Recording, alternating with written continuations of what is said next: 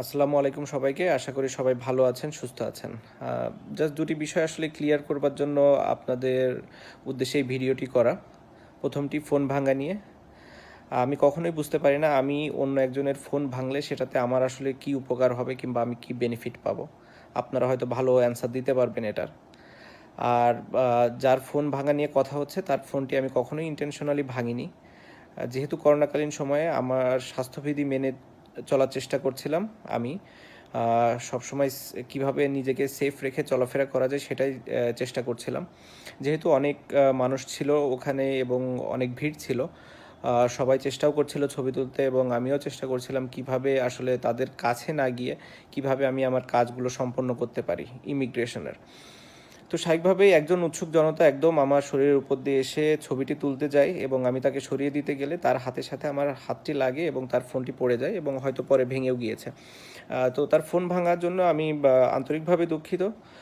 কিন্তু আমার মনে হয় তারও সাবধানতা অবলম্বন করা উচিত ছিল। স্পেশালি এই করোনার সময় আমার মনে হয় সবারই এই সাবধানতাটা আসলে একটু অবলম্বন করা উচিত যতদিন এই করোনার এফেক্টটা থাকে। দ্বিতীয় যে ঘটনাটি অবশ্যই খুবই সেন্সিটিভ। আমি প্রথমেই বলতে চাই যে আমি নিজেকে একজন গর্বিত মুসলমান হিসাবে মনে করি এবং আমি সেটাই চেষ্টা করি পালন করার।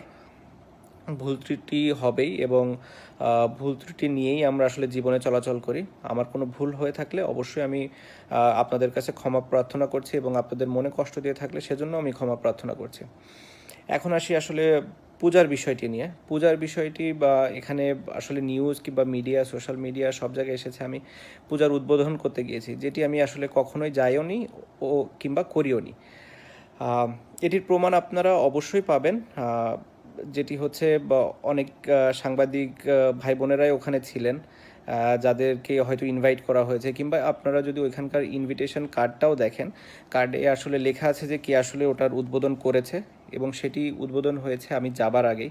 এবং যে জায়গাতে আমাদের প্রোগ্রামটি হয়েছে, আমাদের অনুষ্ঠানটি হয়েছে, সেটি অবশ্যই পূজা মণ্ডপ ছিল না এবং পাশে আরেকটি স্টেজ ছিল, সেখানে করা হয়েছিল এবং পুরো অনুষ্ঠানটি আসলে সেখানে হয়।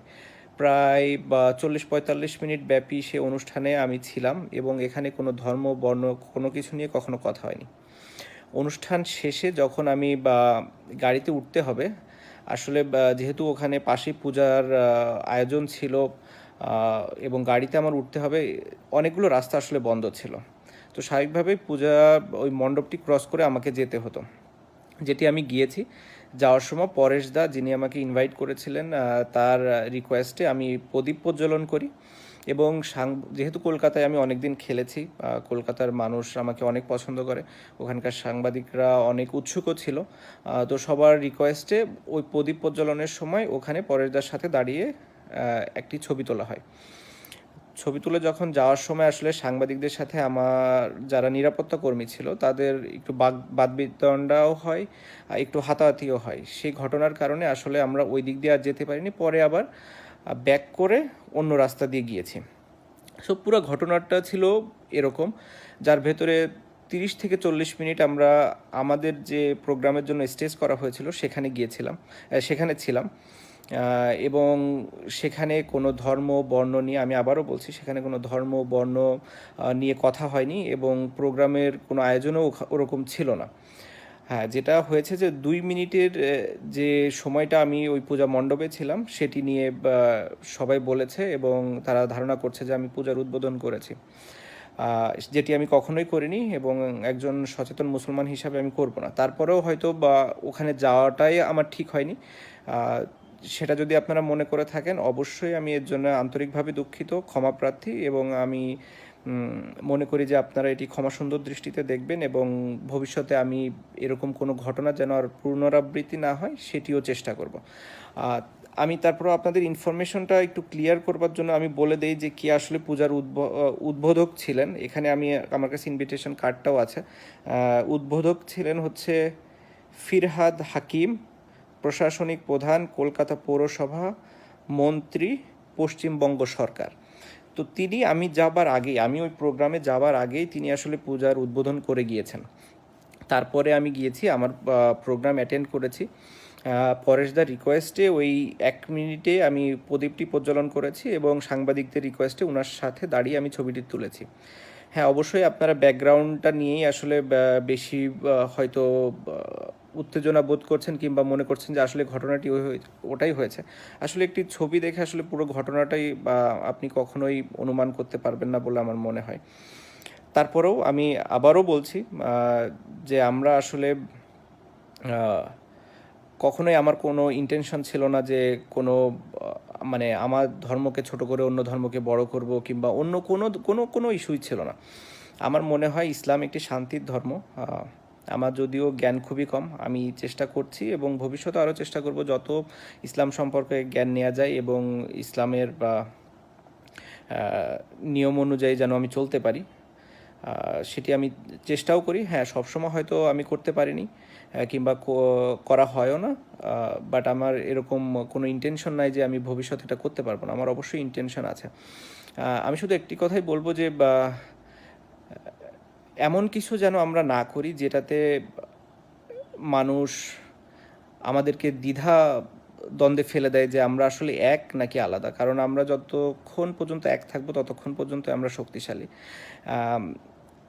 আমরা বিভিন্ন উদাহরণ চাইলেই দিতে পারি, আমি চাইলেই আরও অনেক উদাহরণ দিতে পারি, কিন্তু আমি ওগুলো আসলে দিতে চাই না। আমার মনে করি যে আমরা মুসলমান যারা আছি অবশ্যই তারা এক থাকবো সবসময়, কারণ আমাদের এক থাকা জরুরি, আমাদের একতাটা থাকাটা খুবই জরুরি। যখনই আমরা আলাদা আলাদা হয়ে যাব তখনই আমরা দুর্বল, যখনই আমরা এক থাকবো তখনই আমরা স্ট্রং। এমনি আপনারা অবশ্যই অনেকেই অনেক বেশি জানেন, অনেক জ্ঞানী, এই সম্পর্কে অনেক ধারণা আছেন। তাদের ভালো বড় পরামর্শগুলো আমি অবশ্যই শোনার চেষ্টা করব, তারা যদি কেউ বলেন। এবং এটি আমি মানে খুব সাদরে আমন্ত্রণই জানাবো যদি কেউ আমাকে ভালো কোনো কিছু জানাতে চান কিংবা জানাতে পারেন। বাট একটা জিনিসই আমি শুধু বলতে চাই যে আপনারা কখনোই এরকম মনে করবেন না। দু এক জায়গায় আমি দেখছি যে আমি ঠিক দেখছি না, আমাকে হয় মানে আমি আসলে খুব বেশি একটা এগুলোতে ফোকাস করি না। তারপরে অনেকে অনেক কিছু, যেহেতু এখন আসলে সোশ্যাল মিডিয়াটা এমন একটা পর্যায়ে চলে গেছে যে আপনি চাইলেও অনেক কিছু ইগনোর করতে পারবেন না। তো আমার নামের সামনে যেহেতু অনেকেই শ্রী শ্রী কিংবা সিঁদুর, প্রদীপ, মন্দির অনেক কিছু দিয়ে অনেক কিছু বলছেন, আসলে এটাতে আমরা ইসলামের কিংবা আমাদের ধর্মের কতটা উপরে নিচ্ছি না নিচে আনছি এটা আমার বোধগম্য না। তো আশা করি আমরা সবাই আমাদের জায়গা থেকে দায়িত্বশীল ভূমিকা পালন করব। আমি তারপরেও আবারও ক্ষমা চেয়ে নিচ্ছি আপনাদের সকলের কাছ থেকে এবং আমি চেষ্টা করব নিজের জায়গা থেকে দায়িত্বশীল ভূমিকা পালন করার, একজন গর্বিত মুসলমান হিসাবে।